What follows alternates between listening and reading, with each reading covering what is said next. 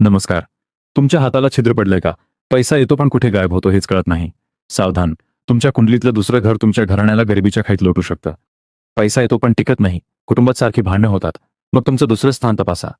तुमच्या घरातून पैसा पाण्यासारखा वाहून जातोय आणि तुम्हाला त्याचं कारणच कळत नाहीये. ही साधी समस्या नसून तुमच्या कुंडलीतल्या दुसऱ्या घराचा हा भयानक कोप आहे. जेव्हा हे धनस्थान बिघडतं तेव्हा तुमच्या जिभेवर कडू विष येतं आणि तुमचे शब्द तुमच्या प्रगतीचे शत्रू बनतात, ज्यामुळे तुमची तिजोरी रिकामी व्हायला वेळ लागत नाही. या आर्थिक विनाशापासून स्वतःला वाचवण्यासाठी तातडीने आपल्या गळ्यात चांदीची साखळी धारण करा, जी तुमच्या विस्कळीत झालेल्या चंद्र आणि शुक्र ग्रहांना शांत करेल. तुमच्या नशिबातल्या अडथळ्यांना दूर करण्यासाठी आठवड्यातून एकदा तरी गरीब किंवा गरजू मुलांना गोड पदार्थ दान करा.